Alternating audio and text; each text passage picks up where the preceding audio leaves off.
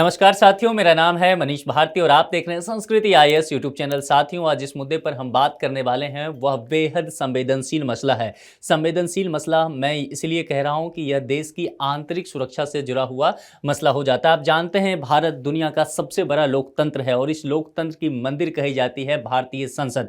नए संसद भवन में शीतकालीन सत्र जारी है और इसी बीच कुछ लोगों के द्वारा संसद भवन में घुस करके अव्यवस्था फैलाने की कोशिश की गई। हम इन तमाम मुद्दों पर चर्चा करेंगे। हम देखेंगे ये लोग कौन हैं, इनके क्या सरोकार हैं, इनकी डिमांड क्या थी, इन्होंने किस तरह से इस घटना को अंजाम दिया, सुरक्षा में इतनी बड़ी चूक कैसे हो गई, इसके लिए सरकार अब क्या कार्रवाई कर रही है। तमाम मुद्दों पर हम विस्तार से चर्चा करने वाले हैं। यह मसला जो है लोकसभा में दरअसल होता है smoke canister strike by 2 visitors set off chaos in Lok Sabha. तो यह मुद्दा अगर अभी आप देखेंगे हर अखबार में, न्यूज चैनल पे, हर जगह वेबसाइट पे चर्चा बना हुआ है।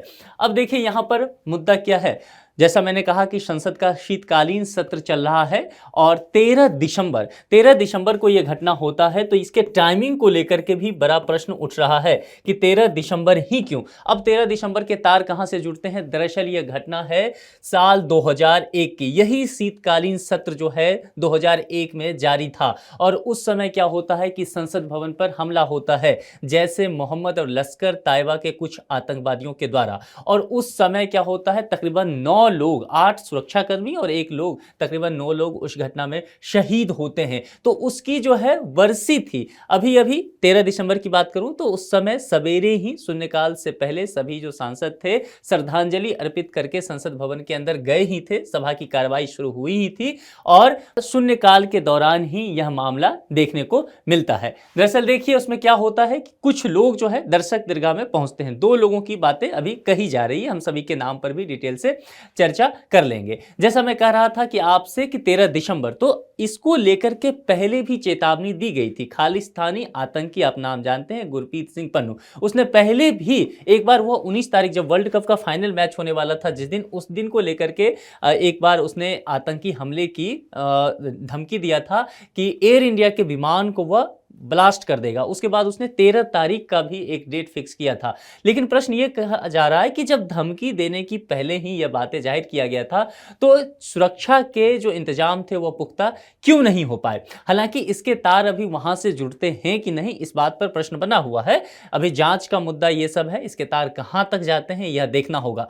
फिलहाल किसी आतंकी संगठन ने इस घटना के लिए कोई अभी अपनी जिम्मेदारी तय नहीं की है। जितने भी लोग हैं वह, उनका कहना है कि वह व्यक्तिगत मसलों से यह काम करने आए थे। दरअसल घटना यह होती है कि दर्शक दीर्घा से एक व्यक्ति है जो सदन में की कार्रवाई जब चल रही है उस वक्त नीचे कूद जाता है। उस वक्त पीठासीन अधिकारी होते हैं राजेंद्र अग्रवाल, वह उनके तरफ भागने की कोशिश करता है। वहीं कुछ सांसद जो है उसको पकड़ लेते हैं। ठीक है, सांसद जो पकड़ते हैं हनुमान बेनीवाल, मलुक नागर और गुरजीत सिंह औजला, इन्होंने मिलकर के पकड़ लिया। अब ध्यान देना है, जिस वक्त इन्होंने पकड़ा होगा जाहिर सी बात है यह नहीं जानते होंगे कि उसका मोटो क्या है, उसके पास हथियार है भी नहीं, लेकिन इन्होंने बहुत बहादुरी दिखाते हुए उनको धर लिया उन लोगों को। उसमें एक व्यक्ति उस वक्त पकड़ा गया था, वह पीठासीन अधिकारी की तरफ भागने की कोशिश में लगा हुआ था। उसी समय दूसरा व्यक्ति भी नीचे जंप करता है। उसके कुछ साथी हैं जो संसद के बाहर हंगामा कर रहे होते हैं, नारे लगा रहे होते हैं, सरकार के तानाशाही के खिलाफ या अव्यवस्था के खिलाफ अपनी बातें रख रहे होते हैं। ठीक है, अब यहां पर समझिए संसद के बाहर 2 लोगों की बातें बताई गई है, अमोल शिंदे और नीलम हिसार की बताई जा रही है और शिंदे जो है यह महाराष्ट्र का बताया जा रहा है। अभी जो है इस पर और भी चीजें आनी बाकी है कि क्या। ये जो आप देख रहे होंगे यही है स्मोक वाला, ये कलर, ये येलो कलर का था, जूते में छिपा करके ये ले गया था। जैसे ही सांसदों ने इसे पकड़ा, इसने क्या किया, जूते की तरफ अपना हाथ बढ़ाया तो सांसदों को लगा कि यह जूता फेंकना चाह रहा है, जूते से मारना चाह रहा है, लेकिन ये जूते में छिपा करके यही धुआं वाला एक क्रैकर ले गया था। इसने निकाल करके बाहर किया। हालांकि ये जहरीला नहीं था। विदेशों में कई जगह जो जब हड़ताल वगैरह होता है, प्रदर्शन होता है, तो इसका इस्तेमाल किया जाता है।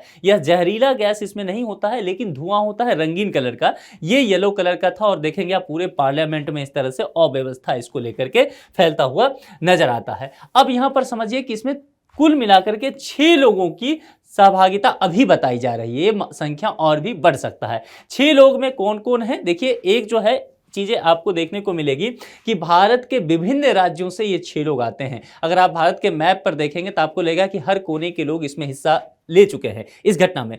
तो इसी चीज को देखा जा रहा है कि क्या यह बड़ी साजिश है, लंबे समय से चला आ रहा है। पूछताछ में पता चला है कि ये लोग जो है सोशल मीडिया के सिंगल ऐप एक है उसके माध्यम से तकरीबन 1.5 साल से एक दूसरे को जानते थे और भगत सिंह फैन क्लब के माध्यम से ये लोग जुड़े थे। लंबे समय से इन सब चीजों की प्लानिंग की जा रही थी। अब जरा डिटेल से जानते हैं कि ये 6 लोग कौन हैं जो घटना में फिलहाल शामिल हैं। उससे पहले समझ लीजिए कि ये 6 लोग जो हैं वो भारतीय जनता पार्टी के सांसद हैं प्रताप सिम्हा।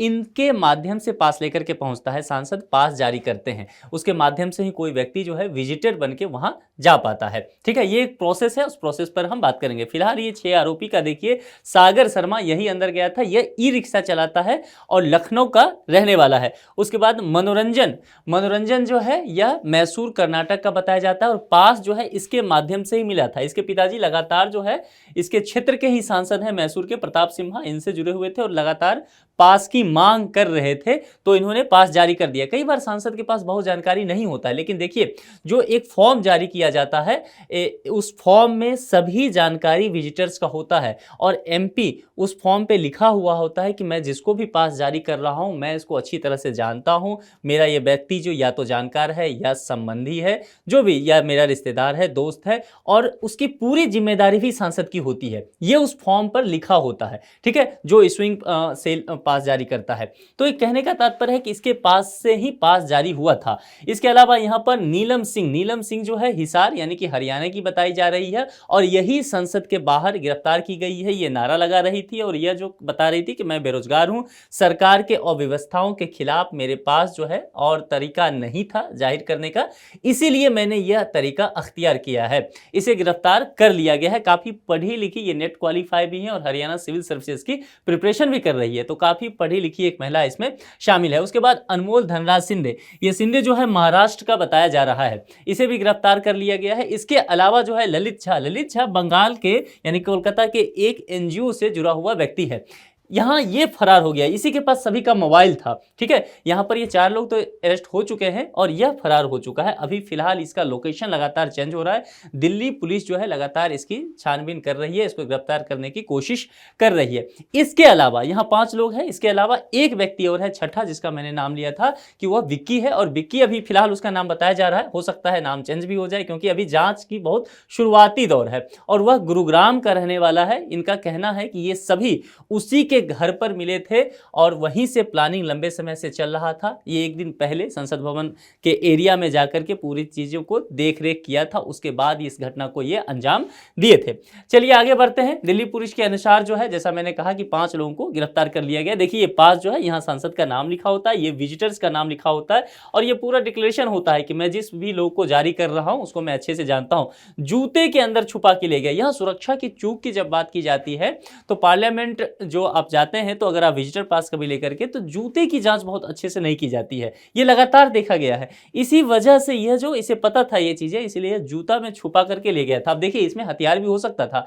तो अभी निश्चित तौर पर यह है कि राहत भरी सांस है कि कोई हताहत नहीं हुआ, किसी तरह की अप्रिय घटना नहीं हुई, लेकिन कुछ भी हो सकता था। ये लोग बेरोजगार थे, कह रहे हैं कि इसीलिए हमने मुद्दा उठाया। ठीक है, ये क्रांतिकारी हो सकते हैं या आतंकवादी भी हो सकता था, कोई इस तरह से हो सकता था कि मेंटल कोई व्यक्ति हो, तो किसी भी तरह के व्यक्ति हो सकता था ये। तो सुरक्षा में इसलिए इसे बहुत बड़ी चूक बताई जा रही है और निश्चित तौर पर यह मसला जो है इतना साधारण, जो अभी चूंकि घटना नहीं हुई तो बहुत साधारण चीजें लग रहा है, लेकिन यह इतनी साधारण बात नहीं है। बहुत संवेदनशील बात है कि अगर जो एरिया संसद भवन खास करके जब वहां पर पार्लियामेंट सेशन चल रहा हो तो वह एरिया सबसे सेफ हो जाता है मतलब भारत में उस वक्त के, लेकिन उस एरिया में कुछ लोग पहुंच जाते हैं अपने जो अराजकता की गतिविधि को लेकर के, तो जरा सोच सकते हैं देश के अन्य हिस्सों का क्या हाल होगा। यहां पर इन सब के खिलाफ जो है मामला दर्ज कर लिया गया है। किन किन धाराओं के तहत मामला दर्ज किया गया है जरा देखते हैं। भारतीय दंड संहिता यानी कि आईपीसी की धारा 120 बी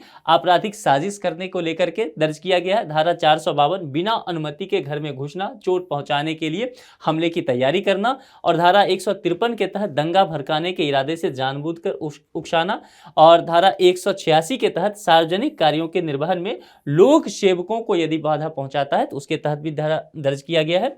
और आईपीसी की धारा 253 लोक सेवक पर हमला करने को लेकर के। इसके अलावा एक और कानून के तहत इन पर धारा दर्ज किया गया है, वह बहुत ज्यादा महत्वपूर्ण है, वह है यूएपीए, गैर कानूनी गतिविधियां रोकथाम अधिनियम, यूएपीए की धारा 16 और 18। यहां पर यूएपीए आपके लिए महत्वपूर्ण होने वाला है प्रीलिम्स के लिहाज से, तो इसको अच्छे से पढ़ के जाइएगा कि यूएपीए क्या है। यूपीएससी पहले भी इन सब चीजों पर प्रश्न पूछ चुकी है। इसके अलावा जो है लोकसभा में दर्शक दीर्घा तक पहुंचने की क्या प्रक्रिया होती है, इसको आप समझ लीजिए। यदि आप में से पहले कोई लोग पार्लियामेंट का सेशन देखने गए होंगे तो उन्हें यह प्रक्रिया पता होगा। मैं कई बार चूंकि जा चुका हूं, तो वहां होता क्या है कि आपको तकरीबन 4 बार आपकी चेकिंग की जाएगी।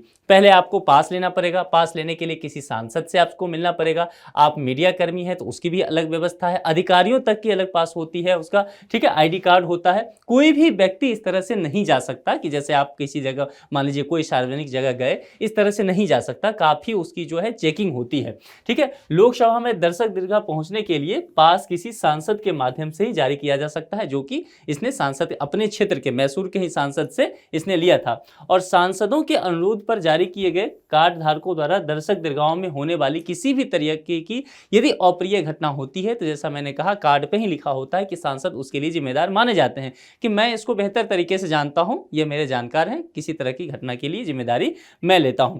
तकरीबन 1 घंटा का समय आपको दिया जाएगा कि 1 घंटे तक आप सेशन देख सकते हैं। जब आप सेशन देखने जाते हैं तो दोनों छोर पे अधिकारी होते हैं, वहां भी सिक्योरिटी के गार्ड होते हैं, वो आपको खड़े होने नहीं देते हैं। जब आप सेशन देखेंगे वो चेयर से आपको बिठा के रखेंगे, आप उठिए मत। इसमें जो नया पार्लियामेंट बना है, इसमें क्या है कि आप अगर देखेंगे फोटोग्राफ्स के माध्यम से, यदि आप अभी तक पार्लियामेंट सेशन नहीं देखने गए नए वाले पार्लियामेंट में, तो आपको देखने को मिलेगा कि जो विजिटर्स बैठते हैं ऊपर और नीचे जो जहां पर एमपीज होते हैं, सेशन चल रहा होता है, उसकी जो ऊंचाई है ना वह कम है। यहां पर मान लीजिए विजिटर्स के लिए है और यह जो एरिया है यहां पर एमपी बैठते हैं, ठीक है, ये विजिटर्स, तो इसकी हाइट जो है कम है, इसीलिए यहां से जंप करना आसान हो जाएगा, ठीक है। पुराने वाले पार्लियामेंट में इस तरह की व्यवस्था नहीं थी, वो थोड़ा हाइट पे था, तो वहां थोड़ा सा इस तरह का काम करना पॉसिबल नहीं था। इसके अलावा अब यहां पर एक चीज देखने को मिलेगा, इस दोनों के बीच अगर विजिटर्स यहां बैठते हैं तो यहां पर शीशा लगा होता तो ज्यादा अच्छा होता, या नेट होता, ताकि किसी तरह की अप्रिय घटना ना होती। मान लीजिए ये व्यक्ति यहां जंप नहीं करता, यहीं से कुछ फेंक देता, यहां पर जूते फेंक देता या किसी तरह की अप्रिय घटना करता, तो यह भी हो सकता था। तो ये सब चीजें देखना चाहिए था, जो कि जिस पर ध्यान अभी तक नहीं जा पाया। पास को आप किसी और को ट्रांसफर नहीं कर सकते हैं कि मेरे नाम से पास जारी हुआ, मैं अपने किसी मित्र को पास दे दूं, यह भी संभव नहीं होता है। अच्छा, ये विजिटर्स जाते क्यों हैं? ये पार्लियामेंट सेशन देखने जाते हैं कि देश की जो पार्लियामेंट है, जाहिर सी बात है आम जनता वहां देखने जाना चाहती है, तो जाए, उसके लिए व्यवस्था है, उस प्रक्रिया को फॉलो करे और 1 घंटा तक जाकर के वो सेशन देख सकती है कि सदन की कार्रवाई किस हिसाब से चलता है। 10 वर्ष से कम उम्र का बच्चा यदि होता है तो उसे किसी तरह की अनुमति नहीं दी जाती है, वो दर्शक दीर्घा में प्रवेश नहीं कर सकता है, ठीक है। जिस व्यक्ति को भी ये पास दिया जाता है उसकी इंटेलिजेंस जांच होती है, आपको पता भी नहीं चलेगा। यदि आपके नाम से पास जारी हुआ है तो आप जिस भी थाने में रहते हैं, आपका कोरेस्पोंडेंस एड्रेस जो है और आपका परमानेंट एड्रेस जो है उसके द्वारा आप उसके नज़दीकी थाना जो होगा, पुलिस स्टेशन, उसकी जांच करा ली जाएगी आपकी पूरी तरह से, आपको पता भी नहीं चलेगा, लेकिन इंटेलिजेंस जांच होता है। अब यहाँ पर प्रश्न हो रहा है कि क्यों इन लोगों की जांच नहीं कराई गई, या अगर जांच कराई गई तो इंटेलिजेंस के पास क्या खबर आई, इंटेलिजेंस क्यों यहाँ पर जो है चौकन्ना नहीं हुई थी? क्योंकि जो फॉर्म होता है उस फॉर्म में सारी जानकारी होती है, तो फिर उस जानकारी के आधार पर कुछ चीज़ों के निष्कर्ष तक क्यों नहीं पहुंचा गया, यह भी देखा जाता है। देखिए, कई जगह फिजिकल जांच तो होता है, मेटल डिटेक्टर से भी गुजरना पड़ता है, इसके बावजूद भी यदि वो कोई पदार्थ लेकर के अंदर चला गया तो निश्चित तौर पर यह प्रश्न खड़ा करता है कि इस तरह से वह कैसे कर पाया। बेंच के दोनों तरफ जैसा मैंने कहा सुरक्षाकर्मी बैठे होते हैं, तो यह सुरक्षाकर्मी उस वक्त क्या कर रहे थे, यह भी प्रश्न बनता है। क्योंकि कई बार सुरक्षाकर्मी जो होता है, आप जरा सा भी अगर चेयर पे आप जरा झुक के भी बैठे थे, तुरंत वो आपको इशारा कर देगा कि सही से बैठिए, ठीक है, आप पर पूरी नजर वो रखता है। कई सारे वहां पर स्टाफ होते हैं, तो जब ये व्यक्ति कूदा होगा, निश्चित तौर पर कई बार प्लान बनाया होगा, नीचे देखा होगा कि हाइट क्या है, किस तरह की व्यवस्थाएं हैं। कहा जा रहा है कि एक महिला जो ऊपर थी वो उन्हें उकसा भी रही थी कि जंप करने के लिए, तो फिर वहां पर जो सुरक्षाकर्मी थे उनका ध्यान क्यों नहीं गया, ये देखने की बात होगी, क्योंकि उनका काम ही होता है कि लोगों की हरकतों पर नजर रखना। अब देखिए, लोकसभा की सुरक्षा में चूक के कारण क्या हो सकते हैं। पिछले कुछ दिनों से लगातार कई सांसदों के द्वारा सदन के अंदर यह मुद्दा उठाया गया था कि दर्शक दीर्घा में लोगों की संख्या बहुत बढ़ रही है। तो यदि दर्शक दीर्घा में लोगों की संख्या बढ़ रही है तो फिर इस पर रोक क्यों नहीं लगाया गया, क्योंकि यदि दर्शक जो है उनकी संख्या बढ़ जाएगी और सुरक्षा कर्मी उतने नहीं हो पाएंगे तो सुरक्षा के जो इंतजाम है उसमें कुछ ना कुछ आप कह सकते हैं कि होल रह ही जाएगा, मामला सही नहीं बन पाएगा। और यही चीजें वहां पर होती हुई नजर आई। ऊंचाई की बात मैंने पहले ही कहा कि जो विजिटर्स गैलरी है और एमपी के सीटिंग का जो जगह है वहां पर ऊंचाई कम है तो जंप करना आसान हो जाता है। एक बात जो पहले भी मैंने कहा था कि जूते की चेकिंग नहीं होती है और यह बात जो है इस व्यक्ति को पता था, तो यह कैसे जानता था ये बात, ये इनपुट उसे किसने दिया, यह भी प्रश्नवाचक चिन्ह यहां लगता है कि इसने चीजों को जूते में ही छुपा करके ले गया था। सुरक्षा में चूक के कारण प्रोटोकॉल में कुछ परिवर्तन कर दिया गया है फिलहाल। अब प्रोटोकॉल में परिवर्तन जो एक चीज जो अभी हाल ही में किया गया है कि सभी लोग अब सभी गेट से नहीं जाएंगे, एक तो गेट जो है बना दिया गया है, ठीक है, जैसे कि एक शार्दुल गेट है और एक गरुड़ गेट है। इसी दो गेटों से अभी जितने भी मिनिस्टर्स हैं, एमपी हैं, अधिकारी हैं लोकसभा या राज्यसभा की, सभी की एंट्री यहीं से अभी होनी है। तो बाकी सारे गेट को बंद कर दिया गया है सुरक्षा के दृष्टिकोण को देखते हुए। अब यहां पर यह भी आगे किया जाएगा कि कोई व्यक्ति दर्शक दीर्घा से नीचे कूद ना जाए, इसके लिए या तो आप वहां नेट लगा दीजिए, ठीक है, या फिर आप ग्लास लगा दीजिए, शीशा लगा दीजिए, ताकि कोई जंप ना कर पाए। कार्रवाई देखना हो तो बाहर से वो शीशे के इस पार से वहां की कार्रवाई देखें, ताकि सुरक्षा के मद्देनजर इन सब चीजों पर नजर रखा जाए। अब यहां पर देखिए, अब अगर आप एयरपोर्ट पे कभी गए होंगे तो एयरपोर्ट पे बॉडी स्कैनर होगा, ठीक है, और वह काफी जो है ताकतवर होता है। अगर आप टेक्नोलॉजी के हिसाब से कहें तो वही अब स्कैनर का इस्तेमाल जो कहा जा रहा है पार्लियामेंट में किया जाएगा और जूते की जांच की बातें भी की जा रही है। फिलहाल जो है विजिटर पास जितने भी लोगों को दिया गया था उन्हें नहीं बुलाया जा रहा है, इसे पूरी तरह से भी निलंबित कर दिया गया है। इसके अलावा जैसा मैंने कहा कि कुछ लोगों को, सुरक्षा कर्मियों को सस्पेंड भी कर दिया गया है उनके काम में चूक को देखते हुए। गृह मंत्रालय क्या कर रही है, क्योंकि गृह मंत्रालय के मद्देनजर ये सब चीजें आता है, तो सरकार क्या प्रयास कर रही है। ठीक है, आपने आपराधिक मामलों के तहत उस पर कानून दर्ज कर लिया, लेकिन फिलहाल जो ये इतनी बड़ी घटना हुई है, इस घटना को लेकर के सरकार क्या कर रही है। तो देखिए, गृह मंत्रालय द्वारा जो सीआरपीएफ है उसके जो डीजी हैं अनीश दयाल, इनकी अध्यक्षता में एक कमेटी बना दी गई है। इस कमेटी में अन्य सुरक्षा एजेंसियों के सदस्य भी होंगे और यह कमेटी जो है इस मसले की जांच करेगी और जांच करके गृह मंत्रालय को जल्द से जल्द अपना ये रिपोर्ट सौंपेगी। उसके आधार पर आगे का फैसला हो पाएगा कि क्या मामला था। फिर हम लोग के पास भी न्यूज और भी पता चल पाएगा कि किस तरह की घटनाएं थी, इसके तार कहां से जुड़े हुए थे। संसद की सुरक्षा कैसे की जाती है, अब यह जानना हमारे लिए जरूरी है, क्योंकि सबके मन में यह उत्सुकता है कि भाई, जैसे मैंने पहले कहा कि पार्लियामेंट का जो एरिया है वह सबसे सेफ जोन हो जाता है, और खास करके जब संसद सत्र चले तब, क्योंकि प्राइम मिनिस्टर वहां बैठते हैं, होम मिनिस्टर बैठते हैं, सारे मिनिस्टर एमपीज रहते हैं, तो जाहिर सी बात है जब इतनी सुरक्षा की बात वहां की गई तो फिर चूक कैसे हुआ। तो समझ लेते हैं कि किस तरह से वहां सुरक्षा की जाती है। देखिए, लोकसभा सचिवालय जो है उसमें संयुक्त सचिव होते हैं जो कि सुरक्षा से संबंधित, इनके द्वारा ही ये पूरी सुरक्षा की जिम्मेदारी ली जाती है, इन्हें ये सारी रिपोर्ट सौंपी जाती है। संसद की सुरक्षा में लगी जितनी भी एजेंसियां होती है इन्हीं को रिपोर्ट देती है। अब संसद की सुरक्षा जो होता है उसमें शामिल कुछ एजेंसियां हैं, 4 तरह की एजेंसियां हैं। देखिए, एक तो दिल्ली में है संसद, तो दिल्ली पुलिस तो एक होगी ही, उसके बाद सुरक्षा एजेंसियां इसके लिए काम करती है, सीआरपीएफ या एनएसजी या फिर आईटीबीपी। इसके बाद पार्लियामेंट्री ड्यूटी ग्रुप, यह जो है अलग से पार्लियामेंट्री की सुरक्षा के लिए बनाया गया है। इसके अलावा संसद सुरक्षा सेवा पीएसएस, 2001 में जब आतंकवादी घटना हुआ था उसके बाद से इन सब चीजों पे काम किया गया था, तो माना जा रहा था कि अब जो है संसद की सुरक्षा पूरी तरह से चाक चौबंद हो गई है, अब इस तरह की घटना कभी नहीं हो पाएगा। 13 दिसंबर 2001 को संसद भवन पर जो हमला हुआ था, जैसा कि मैंने पहले ही कहा था कि इसमें अफजल गुरु नाम का एक व्यक्ति था। अफजल गुरु, अब जान लीजिए कि इसका जो मास्टरमाइंड है अफजल गुरु, वो वहीं रहता था जहां पर आप में से बहुत सारे लोग रहते होंगे, मुखर्जी नगर। मुखर्जी नगर में बगल में एक जगह है गांधी विहार, तो वहीं ये रहा करता था।